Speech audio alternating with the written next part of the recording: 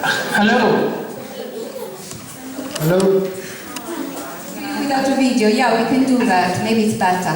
Okay, that's great. But now the problem is that now it's having problem with getting your video. Sure. Apart from sending us. Welcome to Blue Jeans Network.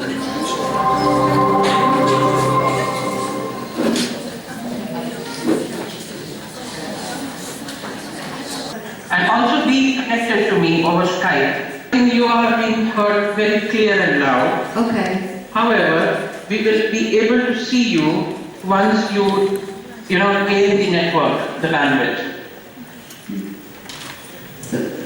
Fine, thank you. Thank you.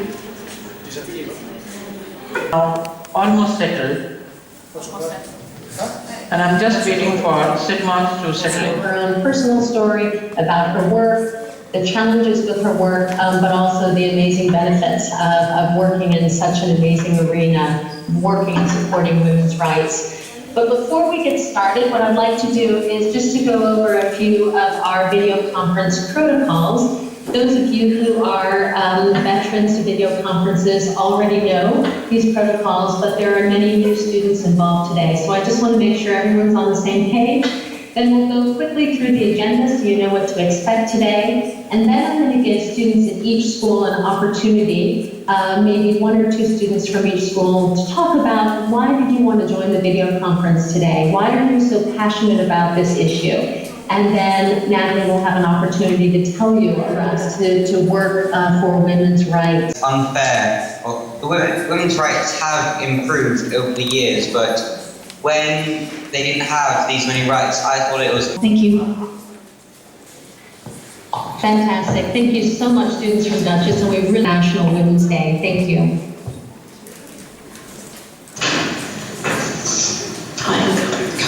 Hello, my name's Catherine and I'm interested in women's rights because I want to see how it's developed. Good day to everyone, my name is Michela and I'm 17 and I'm glad to introduce my friends and our school to you. Liceo Scientifico Enrico Fermi is a state secondary school mainly focusing on scientific subjects and it is located in Bari. It attracts a range of students from 14 to 19 years old and it organizes different courses to improve the students' abilities. And some of them are really based on charity work, in which many students are involved on a voluntary basis. Opportunity for our school to compare our ideas about the International Women's Rights Day. We met this week and we talked about women's role in our society, emancipation, and the new meaning of 8th of March here in Italy.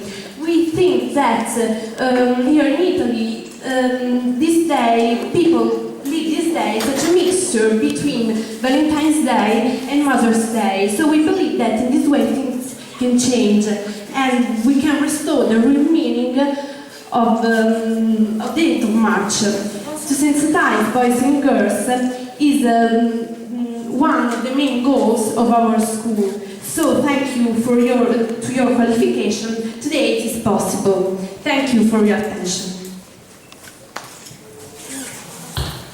Excellent. Thank you so much. We're absolutely thrilled that you've been able to join us and we can see you now, which is fantastic. Excellent experiences or work that they've done. Thank you. Work that we have done, experiences. The majority of perpetrators of violence in partner relationships are male, and so that's got to be taken into consideration. So the reason I focus primarily on women as those experiencing abuse is because ownership and entitlement as a root of violence against women. I'm Lucia, and I'm very glad to be here today and to participate in this video conference. Today, women usually resort to cosmetic surgery and modify their bodies. Is this really a way to state our freedom, or are we falling into a new sexist trap? Thank you.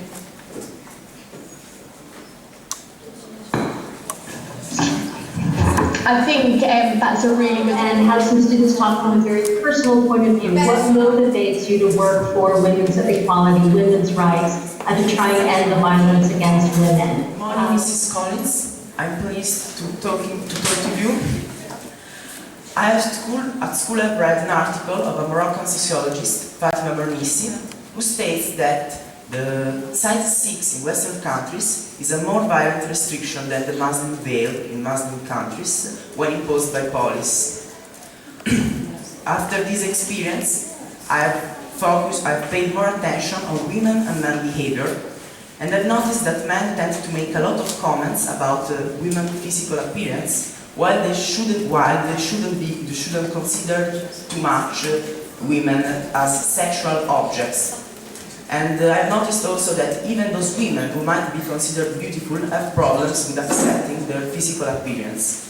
Is this kind of violence, called symbolic violence, worse than the physical violence?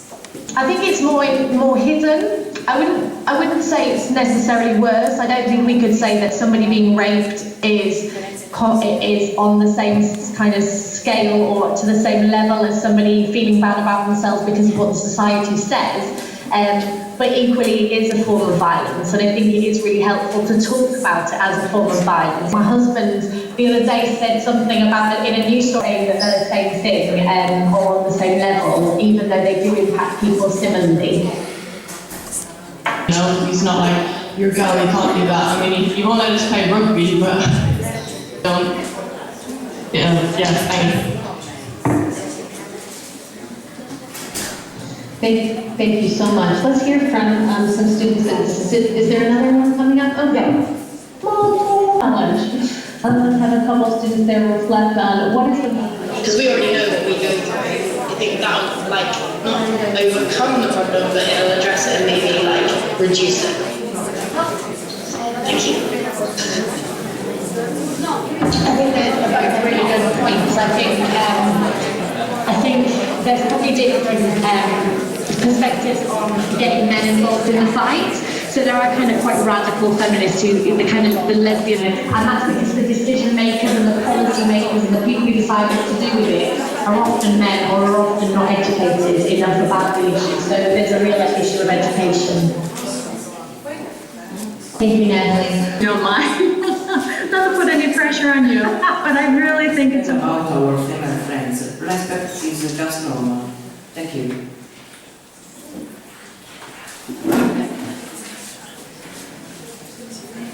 Hi, my name is Roberta. The word that made me think was competition at the beginning of the video conference, because my feeling is that, especially in my class, we get good marks, but we tend to compete, and we shouldn't. We should just gather together because alone we're weaker, and we should just gather and try to be stronger against this violence. Thank you.